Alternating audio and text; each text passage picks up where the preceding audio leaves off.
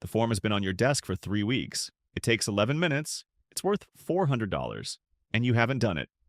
Not because you're busy, you'll happily sink 3 hours into something hard. A game, a recipe, somebody else's problem. So the hard part isn't hard. It's that one form. 11 minutes, $400, and you can't. And every night you walk past it and file the same one-word report. I'm lazy. That word feels like an explanation. It isn't. It's the place you stop looking. Because there is no lazy gene, no lazy switch. Nothing a lab can point at and measure. What you're calling laziness is a number your brain just quoted you. It's a price. And prices are information. Once you can read yours, this stops being about your character and starts being about something you can actually go check. Start with the strangest thing anyone ever proved about effort. Put someone in front of two buttons. Both pay the same. One task is a little heavier to think about, not slower, not more error-prone, just heavier. People drift to the easy one reliably across 6 experiments.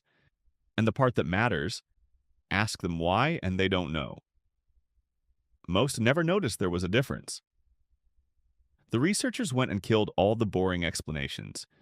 It wasn't about avoiding mistakes, wasn't about saving time, wasn't about earning more per minute. Mental effort was being treated as a cost all by itself, a price tag hanging off the task, quietly steering a choice the person thought they were making freely. And you can read that price in money.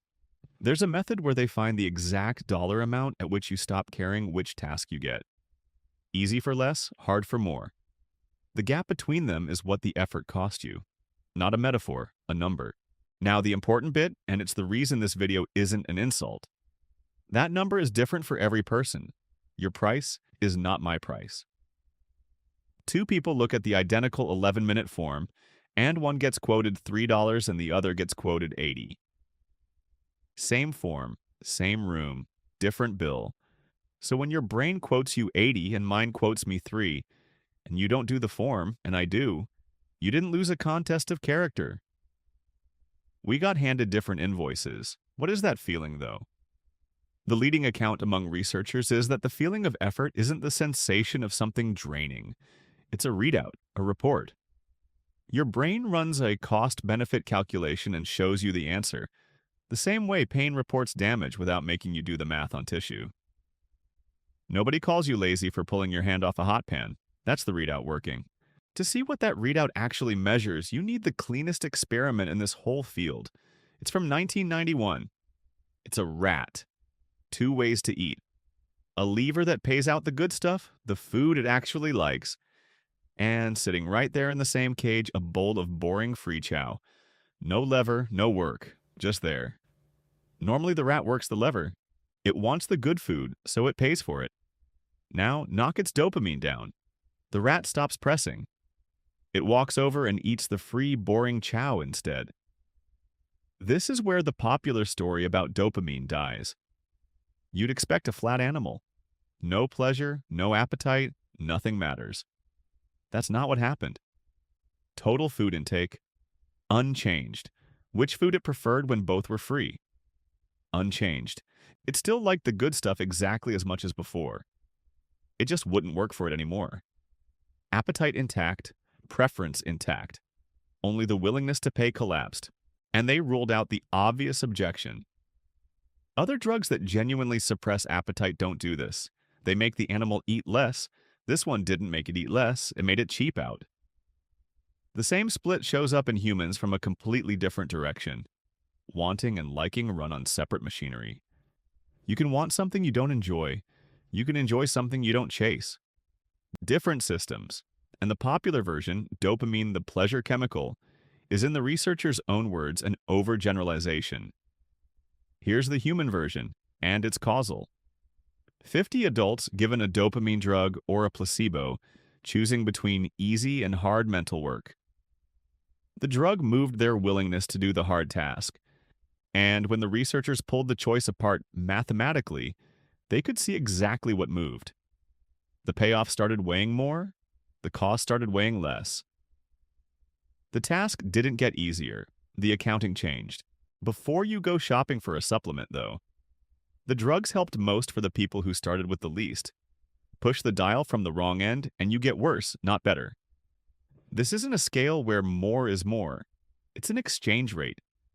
That's what dopamine is doing, not making things feel good.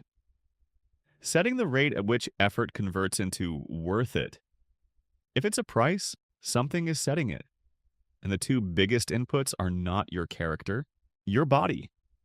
Keep someone awake for 24 hours and test them. Their patience is fine. They'll wait for a bigger reward just as well as before. But their willingness to work drops measurably. That's a surgical result. Sleep loss didn't make them impulsive or stupid. It went in, raised the price of effort specifically, and left the rest alone. Run yourself down, whether that's sleep or illness or an iron deficiency you've never once checked, and every task on your list gets quietly repriced overnight. Nobody tells you. Being sick is the honest version of this.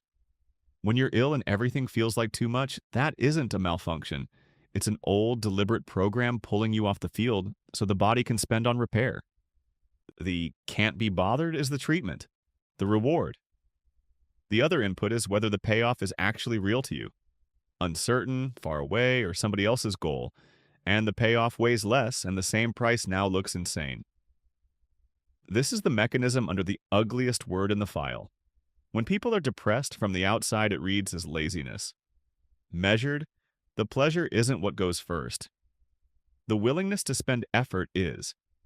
The effect is real and it's modest, so don't let anyone sell you that everything is depression. But the direction is honest, the accounting shifts. Then there's the finding that should end the argument forever. Take healthy people. No diagnosis, nothing wrong. Rank them by how much they get done, then look at the ones who come out laziest. Their brains were working harder. More resource burn to prepare the very same movement. More sensitivity to the cost. The lazy-looking ones were the ones for whom everything genuinely cost more. They weren't slacking. They were paying more for the same thing. Now the honest complication, because the tidy version of this video is wrong. If your brain simply minimized effort, you'd never do anything hard on purpose. And you do. People run marathons. People pick the difficult instrument, the harder route up the mountain, the puzzle with no prize at the end of it. Not despite the effort, because of it. We value what we had to pay for. So your brain isn't an effort minimizer. It's an effort accountant. Effort goes in the ledger as a cost, and it can go in as value. Both columns. Real. Which is why just push harder is such a bad answer. There's nothing to push. When the answer comes back no, that isn't a verdict that you're weak, and it isn't proof that hard things are bad. It's one ledger that doesn't balance, and every ledger has inputs you can go look at. Because effort is the cheapest evidence of character we have, and we buy it every time. 8 studies, 5,500 people. Someone works hard, and we judge them as a better person. More moral, more admirable. We pay them more. And here's the sting.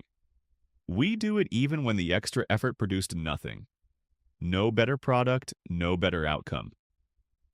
Same result, more sweat. And we rated them higher anyway. It shows up in South Korea. In France. This isn't one culture's hang-up. It looks like how a species that has to pick who to cooperate with reads who's trying. Effort isn't just work to us, it's a signal of loyalty. So when someone doesn't produce it, we don't read a price. We read a person. Lazy isn't a description, it's a moral charge. And I want to be straight with you about something. Because the neat version of this beat is a lie. The story you've heard that you excuse yourself with circumstances and convict everyone else on character got tested across 173 studies. It basically vanished. It's not a real asymmetry. What survives is simpler and worse. We do it to everyone. We watch a behavior and read a character straight off it. No discount, no asking what the room was like, no asking what the price was, including when the person we're watching is us. That's the trap. You have never once seen your own price tag. You've only ever seen yourself not doing the form. So tonight, when the readout comes back and the word shows up, don't argue with it and don't obey it. Read it. Ask the 2 questions that word was hiding. What's my price right now? Am I running on 5 hours of sleep and calling it a personality? And is this payoff actually real to me? Or am I quoting a price on something I never wanted for someone who isn't me? Then take the 11-minute form and make it a 2-minute one. Not because effort doesn't matter, because now you know what it costs and you can pay a fair price instead of arguing with the bill. You were never lazy. You were quoted a price nobody showed you for a reward nobody checked was real. And then you were told the number was your character. It was never your character. It was an invoice. And you're allowed to read it